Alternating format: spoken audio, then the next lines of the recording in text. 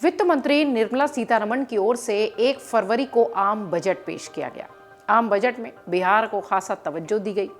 इसमें मखाना बोर्ड की स्थापना के साथ साथ पश्चिमी कोसी नहर के लिए वित्तीय सहायता और आईआईटी पटना की क्षमता में विस्तार सहित कई सारे बड़े ऐलान हुए हैं।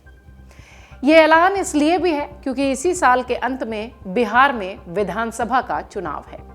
बिहार को लेकर किए गए ऐलान पर अब कांग्रेस सवाल उठा रही है। कांग्रेस नेता कह रहे हैं कि विधानसभा चुनाव को देखते हुए बिहार के लिए स्पेशल बजट दिया गया है। वहीं दूसरी तरफ बीजेपी नेताओं ने बजट को शानदार बताया है। मोदी सरकार पर निशाना साधते हुए कांग्रेस के सांसद मनीष तिवारी कहते हैं कि मैं समझ नहीं पा रहा हूं कि यह भारत सरकार का बजट है या बिहार सरकार का। वित्त मंत्री के पूरे बजट भाषण में क्या बिहार के अलावा किसी और राज्य का नाम भला आपको सुनाई दिया?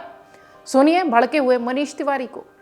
मुझे ये समझ नहीं आ रहा कि ये भारत सरकार का बजट है कि बिहार सरकार का बजट है। आपने बिहार के अलावा किसी और प्रदेश का नाम सुना वित्त मंत्री जी के पूरे बजट भाषण में?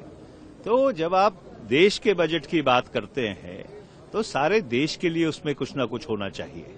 और ये बड़ी दुर्भाग्यपूर्ण बात है कि जिन बैसाखियों पे सरकार चल रही है उन बैसाखियों को स्थिर रखने के लिए उन्होंने बाकी मुल्क की जो विकास है उसको बिल्कुल दांव पे लगा दिया है। कुमारी शैलजा कहती हैं कि बिहार में चुनाव है इसलिए बजट में सिर्फ बिहार ही नजर आ रहा है। किसानों को एमएसपी चाहिए लेकिन बजट में उस पर कोई बात नहीं हुई। ठीक है, लेकिन जो हमारे किसान को एमएसपी चाहिए था वो नहीं दिया। और न्यूक्लियर की बात की, हरियाणा में हमारा गोरखपुर का न्यूक्लियर प्लांट कब से पड़ा है, उस पर कुछ हो नहीं रहा। बहुत से मुद्दे हैं, गरीबों के आवास के लिए कोई बात नहीं, मनरेगा की कोई बात नहीं। अभी आगे देखेंगे, चुनाव है बिहार दिल्ली, उसके लिए ये सब नजर आ रहा है। बिहार को विशेष ध्यान दिख ही रहा है, साफ दिख रहा है। और कहीं किसी की कोई बात ही नहीं, हरियाणा को कुछ मिला नहीं।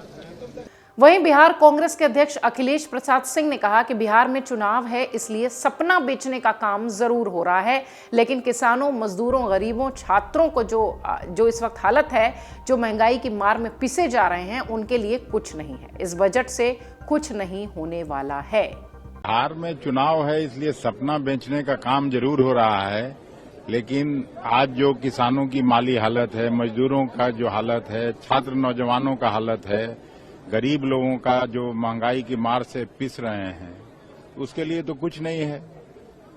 ये तो केवल अपना वादा फरोसी परोसना, इससे तो कुछ निकलने वाला नहीं है। जो रियल इंडिया है वो तो आज भी करा रहा है गरीबी महंगाई से। इतना ध्यान दिया सरकार ने बिहार ने बिहार पे क्या हो गया, और बिहार में पहले क्या नहीं था, अब क्या होने वाला है? चलिए आप कह रहे सर तो मखाना बोर्ड बनने से क्या हो जाएगा बिहार को, सो बता दीजिए। नहीं, हम लोग दुखी हैं, हम लोग गुस्से में हैं कि हमेशा बिहार के लोग मोदी सरकार को पिछले 3 चुनाव से जिता के यहाँ भेजते हैं, यहाँ सरकार बनवाने का काम करते हैं, और बिहार को। इधर कांग्रेस नेताओं के इस बयान के बीच केंद्रीय मंत्री चिराग पासवान और जेडीयू के सांसद ने केंद्रीय बजट पर बड़ा बयान दिया है। चिराग पासवान ने कहा कि यह ऐसा बजट है जिसमें हर क्षेत्र को शामिल किया गया है। मेरा मानना है कि बिहार और पूरे देश की अपेक्षाओं और नए टैक्स स्लैब को देखते हुए हम कह सकते हैं कि ये एक मजबूत बजट है। देखिए, सबसे पहले तो एनडीए का सहयोगी होने के नाते मैं हमारे प्रधानमंत्री आदरणीय नरेंद्र मोदी जी का, माननीय वित्त मंत्री जी का विशेष तौर पर धन्यवाद करूंगा कि जिस विकसित देश को बनाने की सोच के साथ हम लोग आगे बढ़ने का हम लोग प्रयास कर रहे हैं, उसको मजबूती देने वाला ये बजट है। जहां इस बजट में अमीर और गरीब के बीच की दूरी को कम करने के प्रावधान दिए गए हैं, गांव और शहर के बीच की दूरी को कम करने का इसमें जिक्र किया गया है, युवाओं का, महिलाओं का, मिडिल क्लास का जिस तरीके से हैंड होल्डिंग का जिक्र इसमें किया गया है, युवाओं के स्किल को किस तरीके से मजबूती देने के प्रावधान इसमें बनाए गए हैं। मुझे लगता है हर क्षेत्र, हर सेक्टर को ये छूने वाला ये बजट है। खास तौर पर मेरे लिए, जिस मंत्रालय से मैं आता हूं, मेरे लिए ये एक ज्यादा खुशी की बात है कि निफ्टेम का एक लंबे समय से हम लोगों की मांग रही थी। अभी सिर्फ निफ्टम के 2 ही इंस्टीट्यूट थे। हम लोग लंबे समय से चाहते थे कि निफ्टम जिस तरीके से युवाओं को प्रोत्साहित करने का, उनको बढ़ावा देने का कार्य कर रहा है, मांग थी हम लोग की लंबे समय से। बिहार में अब एक और निफ्टम खुलने जा रहा है, ये हम लोग के लिए खुशी की बात है। और साथ ही में मखाना जो कि पुनः फूड प्रोसेसिंग में ही आता है और उसका सबसे ज्यादा उत्पादन बिहार में होता है, उसका मखाना बोर्ड बनाने का जो जिक्र किया गया है, उसके लिए भी मैं बिहारियों की तरफ से माननीय वित्त मंत्री जी का विशेष तौर पर मैं धन्यवाद कहूंगा। जिस तरीके से बिहार में इंफ्रास्ट्रक्चर डेवलपमेंट का जिक्र किया गया, एयरपोर्ट्स, ग्रीनफील्ड एयरपोर्ट का इसमें जिक्र किया गया, एयरपोर्ट की एक्सपेंशन का जिक्र किया गया, IIT में जिस तरीके से बिहार में एक्सपेंशन का जिक्र किया गया, तो मैं ये मानता हूं कि बिहार के लिए भी और साथ में पूरे देश में जिस तरीके से अपेक्षा, इवन अगर आप टैक्सेशन में भी देखें, टैक्स सेक्टर में भी अगर आप देखें, जिस तरीके से नए टैक्स स्लैब्स ने ज्यादा कमाई हर व्यक्ति के हाथ में बचे, इस सोच के साथ इन स्लैब्स को तैयार किया गया है, तो मैं मानता हूं कि ओवरऑल ये एक बहुत ही खूबसूरत और मजबूत बजट।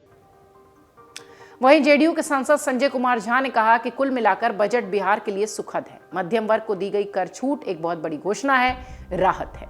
बिहार के लिए खास बजट, बिहार के लिए सबसे बड़ा तो अनाउंसमेंट ये है कि एक ग्रीनफील्ड एयरपोर्ट आएगा, इंटरनेशनल एयरपोर्ट एक बड़ा अनाउंसमेंट है।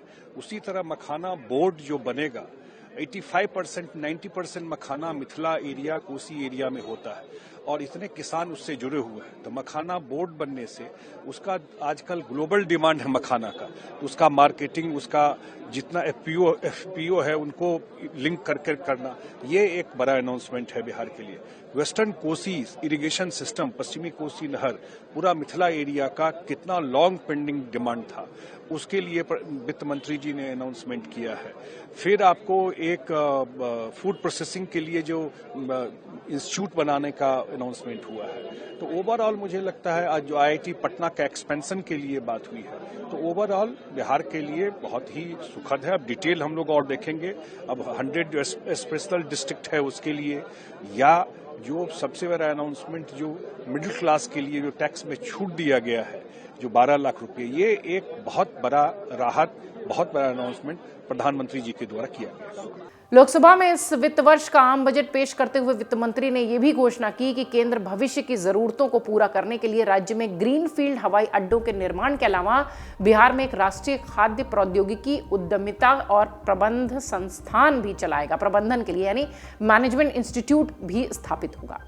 जुलाई 2024 में भी पिछले बजट के दौरान केंद्र सरकार ने बिहार के लिए कई बड़े उपाय घोषणाएं की थी, जिनमें कई सारी परियोजनाओं के लिए 60,000 करोड़ रुपए से अधिक के कुल व्यय की बात थी, प्रस्ताव था। इनमें 3 एक्सप्रेसवेज थे, एक बिजली संयंत्र था, विरासत गलियारों और नए हवाई अड्डों और बुनियादी खेल ढांचों के लिए धन शामिल था। इधर पिछले केंद्रीय बजट के मुकाबले इस बार ज्यादा मेहरबानी दिखने की वजह यह भी है कि बिहार विधानसभा का चुनाव इस साल के अंत में है, ऐसा कहा जा रहा है, ऐसा माना जा रहा है।